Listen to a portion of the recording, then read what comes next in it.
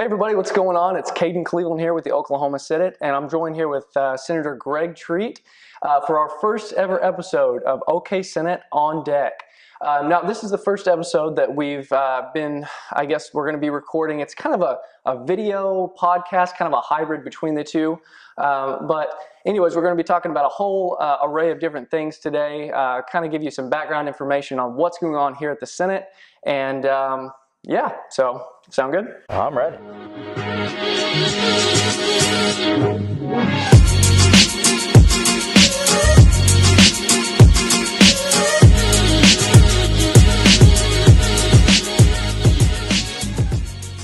What's up, everybody? It's Caden Cleveland here again, and like I said before, we're joined with Senator Greg Treat.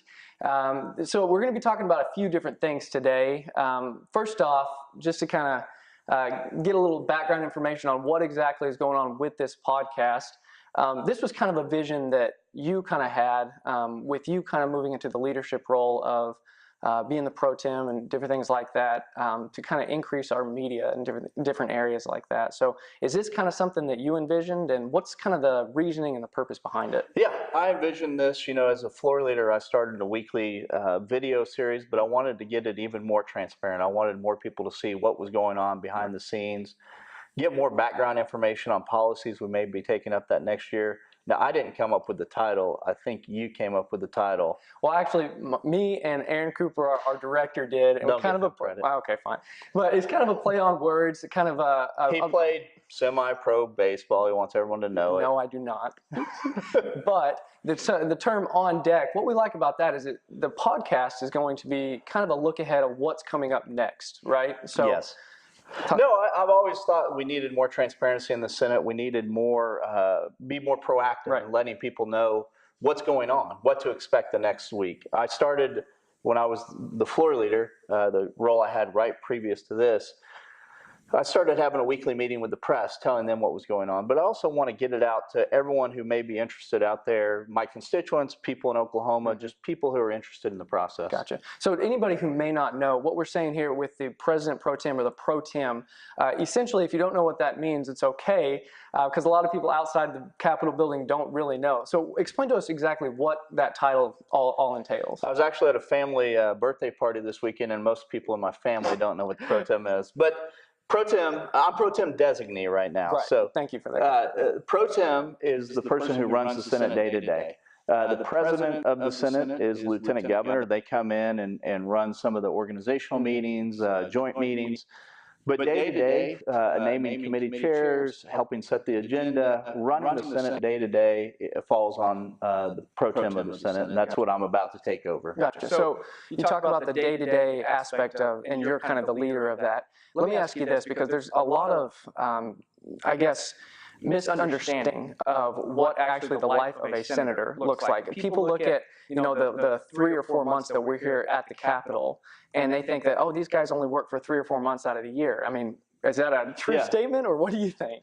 Officially, we're part-time, but it's the biggest misnomer in the world. I tell all the candidates that are looking at running for office, all my colleagues who just got elected, Republican or Democrat, hey, you may have heard this is part-time. That's not true.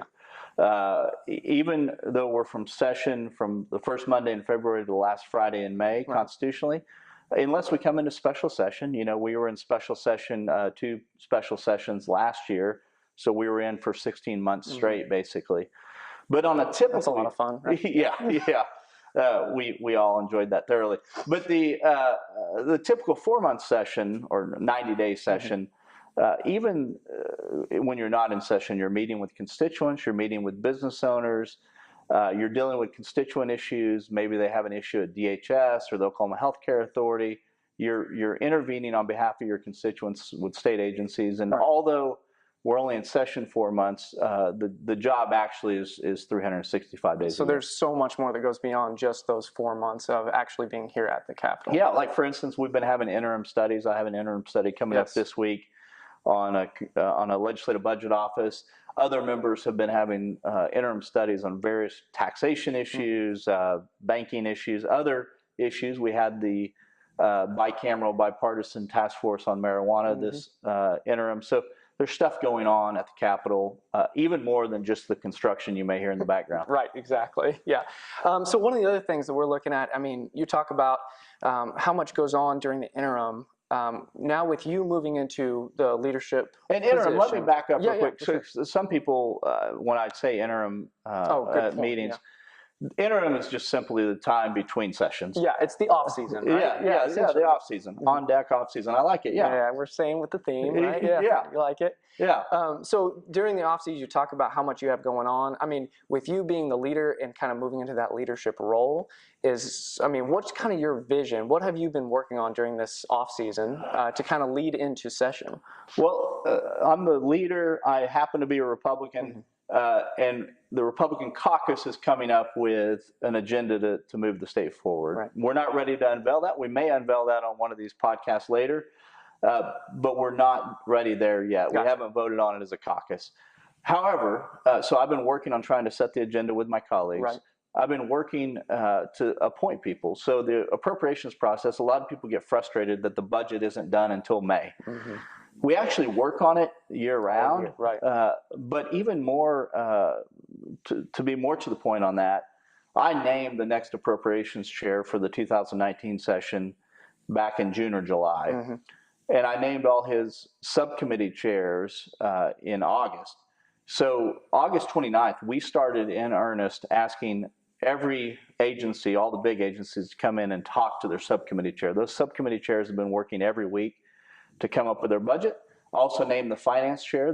That's the Senator Bice will be doing that. Senator Thompson will be doing the appropriations chair. I failed to mention that. But Senator Bice will be running the finance committee. That deals with all the taxation, all the banking issues.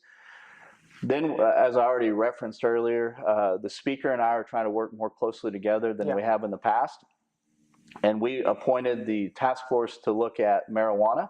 Very successful. They had a great meeting, great participation, came up with some recommendations for the health department. And then I've been trying to really delegate some stuff on the budget to Senator Thompson.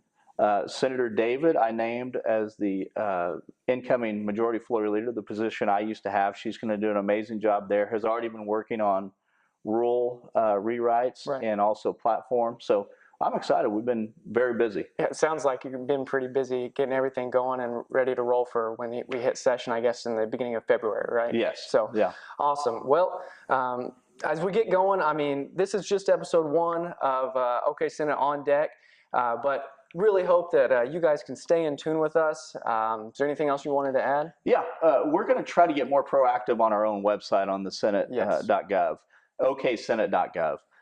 It's going to be important that you come and check into that website. We're going to have these podcasts, but also one of the things I'm trying to do as the incoming Pro Tem, boards and commissions run a lot of state agencies. Yes. Mm-hmm.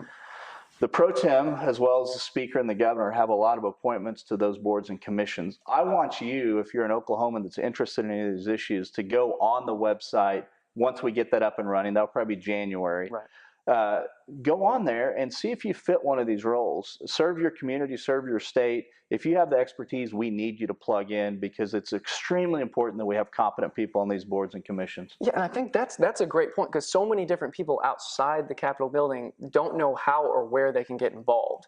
So really, it's just a point of going on and seeing where your interests are and seeing how you can actually aid and benefit the state, correct? Absolutely. Yeah. And they truly do run a lot of these state agencies. And if we don't have people there that are devoted to the cause, the state suffers for it. So I really encourage you come January, and I'll remind you in January to go on oksenate.gov, see the new rebranded website, but also see where you can serve your state. Right.